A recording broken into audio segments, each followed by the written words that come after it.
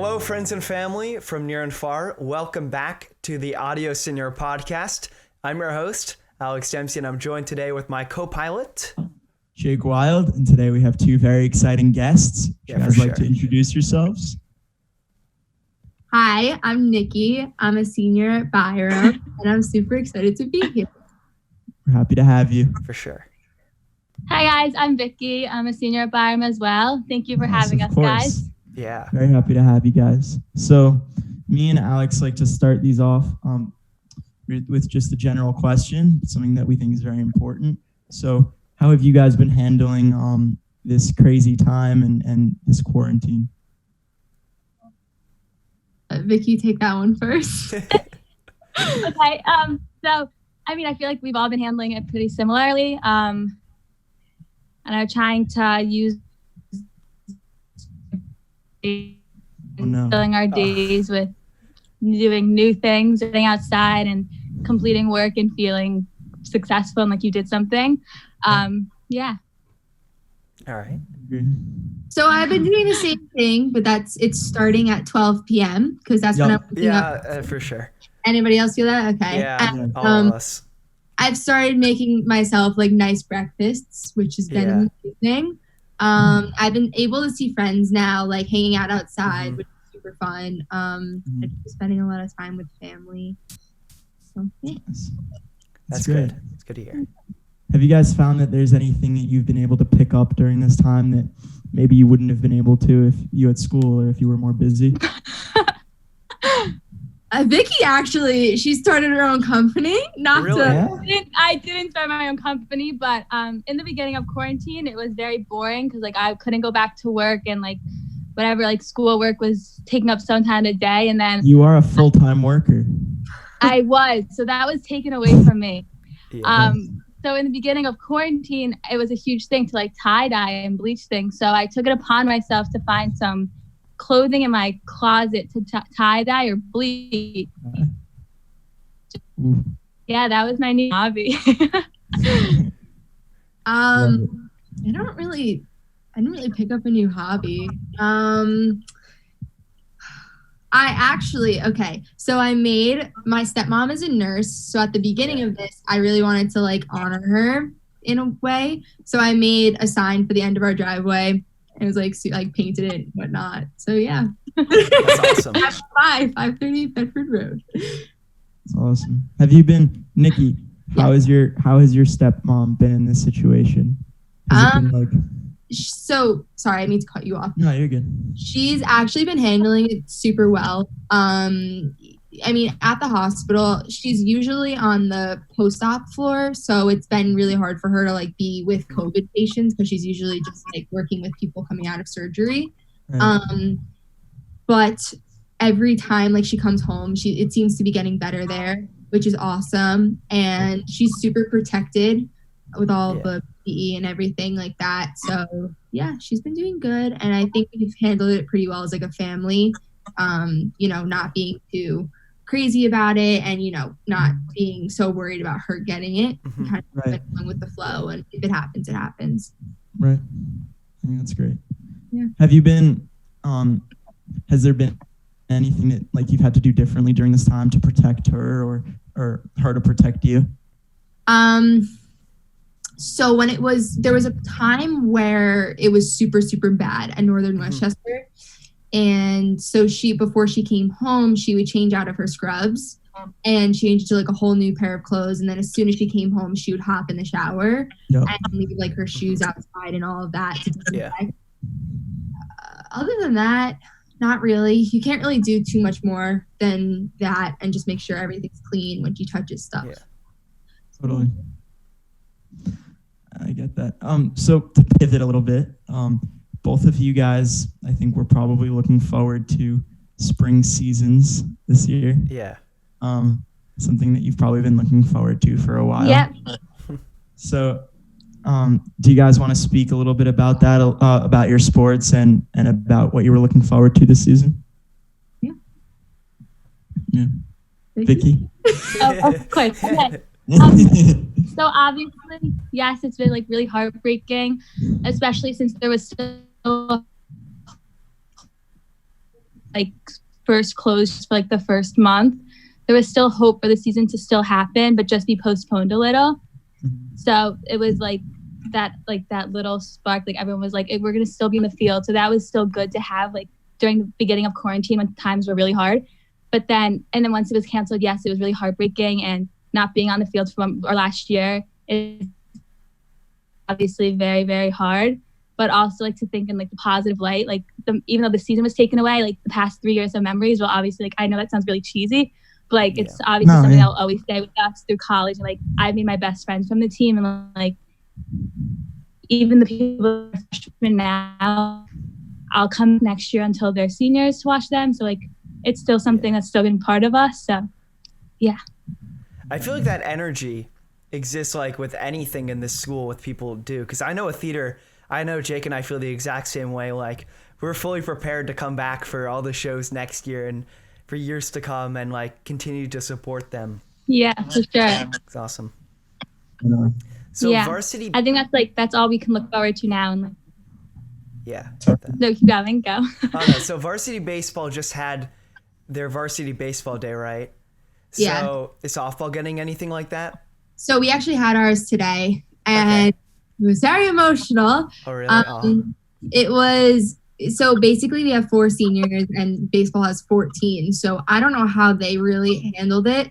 But for us, our coaches and Mr. Castagna went around to the different houses, and they actually surprised every single one of us with our entire team. So like our entire team followed them and showed up, and we took like social distance pictures and whatnot. So everybody was able to come to my house, including the other 3 seniors and the coaches, and it was family, and there was probably like 50 people here today. I know that you're not supposed to say that, but they were wearing masks and everything, 6 feet. So it was super nice. It was definitely unique and upsetting that we couldn't be playing on the field, but I'm super grateful for the opportunity to even have that, because if this was like a month ago, it wouldn't have happened. I relocated. So Jake has moved locations, it seems. My laptop was about to die. I relocated. Yeah. Yeah. So how was that the first time that you guys kind of all been together since this all started? Yeah, we've definitely been trying to like keep in touch through, iMessage or we've Zoom a couple of times, but it's been the first time like actually seeing them since tryouts, which was in March. Wow. Yeah, I remember the last time we were together, probably like one of the most memorable was when Disney got canceled. And that was right then and there. That was the end of the world. Like I was depressed for a week. Now like our season's gone, so it's like a whole new level to that. Is there any efforts being made to kind of like salvage any type of a season, or like any like games or anything, like when this kind of comes to a close, the crisis? I mean, for softball, nothing's really been said. I honestly don't even know if they're going to be having a fall season next year for sports. Wow. Because Governor Cuomo said he's not going to put athletes on the field unless there's a cure, which everybody has their own opinions on that. Right. But yeah, so I don't really know. I don't think they're going to salvage spring sports, but I'm excited to see the team grow from an outside standpoint. Definitely. Vicky, how about you? Were you guys, have you been able to do anything like socially distanced with your team? So we haven't done anything. The last thing was the day after school closed for the first time in March. We had this plan, like every year it's a tradition to go to Buffalo Wild Wings after tryouts. So we told ourselves we were still going to do it before Corona got horrible. So the day that school closed, the day after, so like March, 13th, we saw each other, and that was the last time.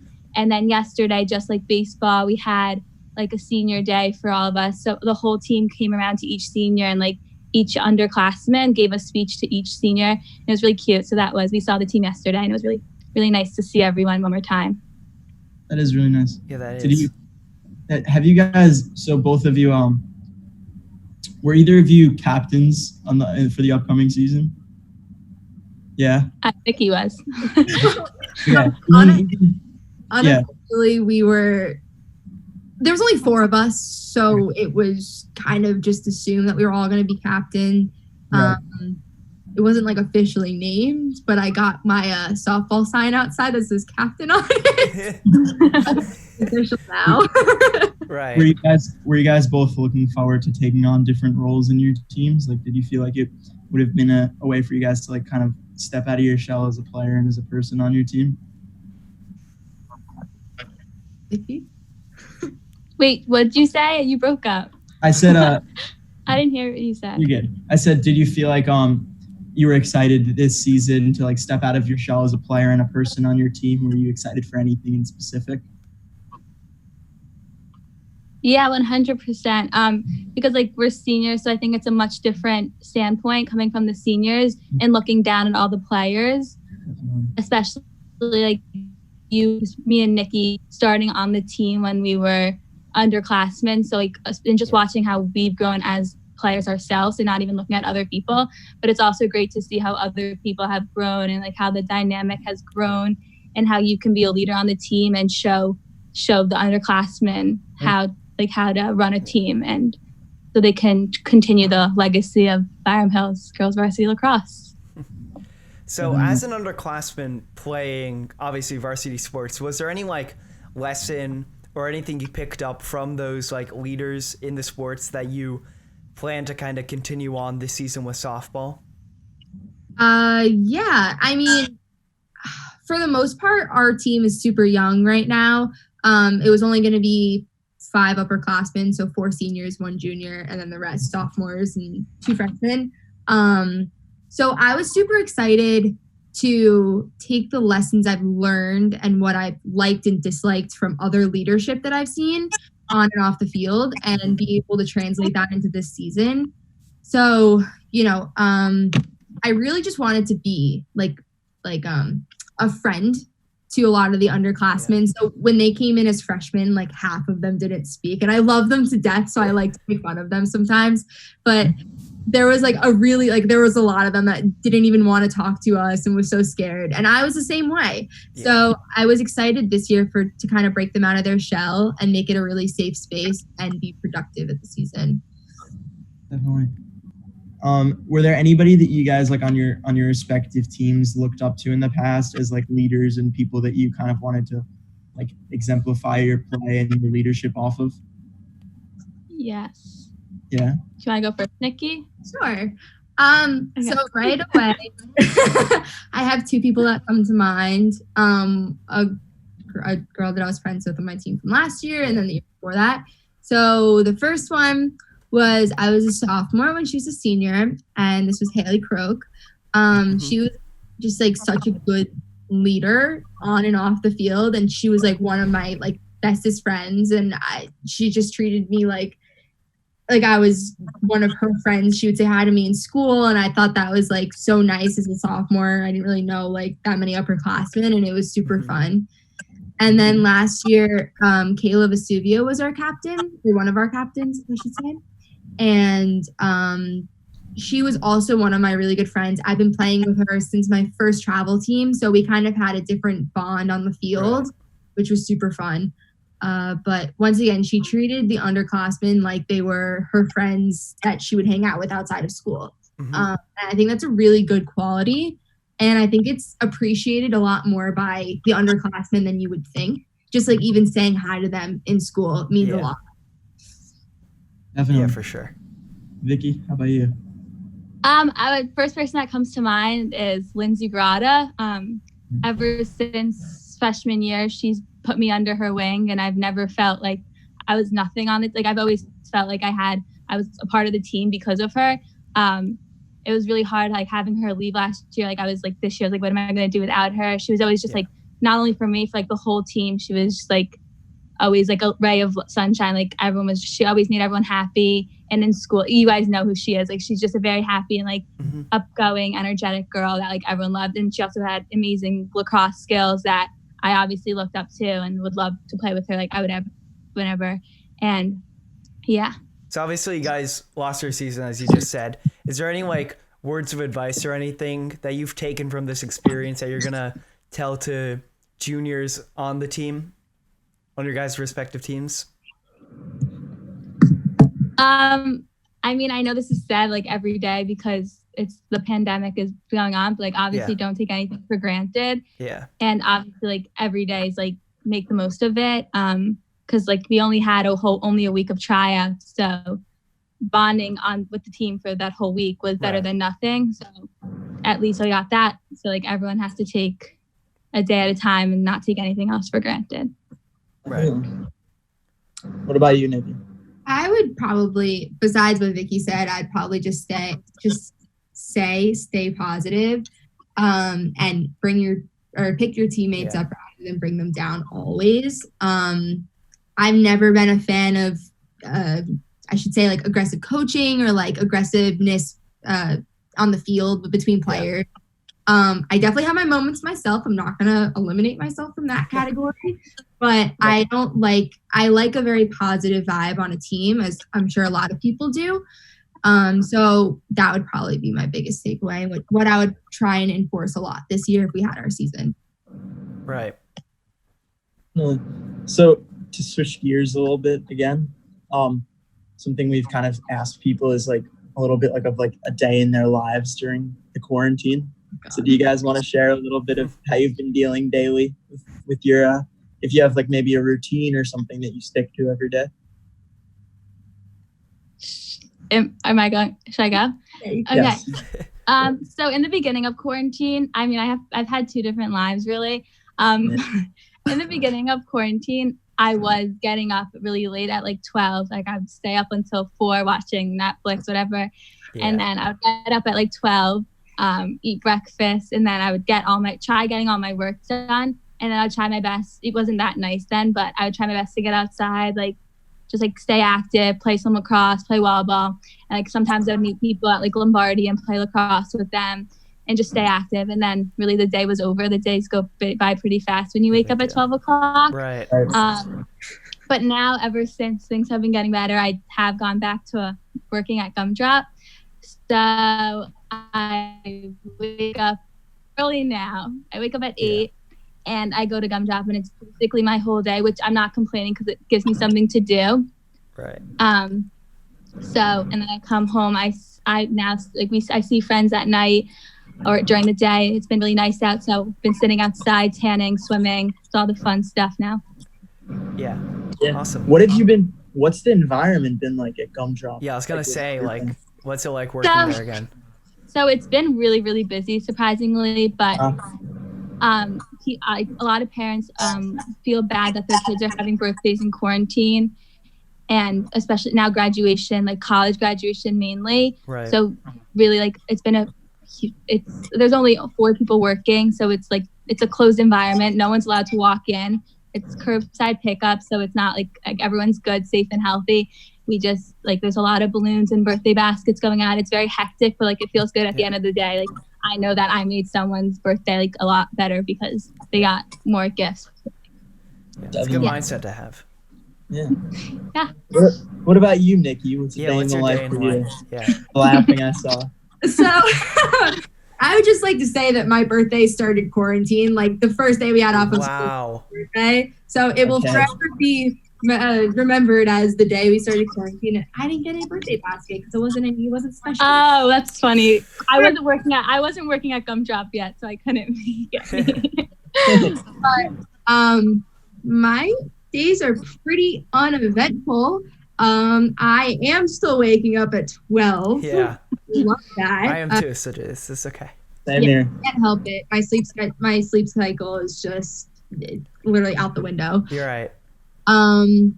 But other than that, I've been trying to stay super active. So working out, going on runs, spending a lot of time with my nephew and my family. And then as Vicky said, we see friends at night usually and are able to sit outside. Kind of pass time.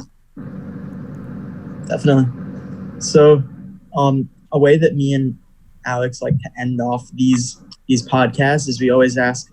It's a pretty tough question. It's kind of deep, but we try not to ask people before, so they kind of have to think about it on the spot. It gives for more interesting answers. Right. So, I'm scared. No, it's good. It's so. What we ask is, what is a legacy that you want to leave, like after you leave the high school? A lasting legacy, something that you want people to remember about you.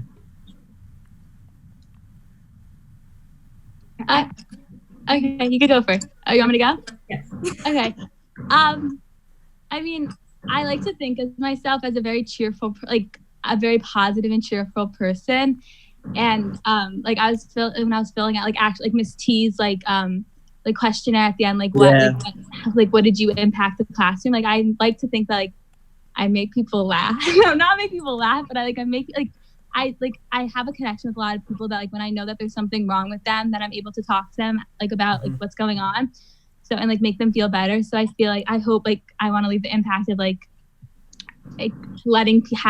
helping people feel better and like being a positive person and a bright light in the school, in the halls of Byram Hills. And just being like always giving a helping hand to people. That's awesome. How about you, Niki? So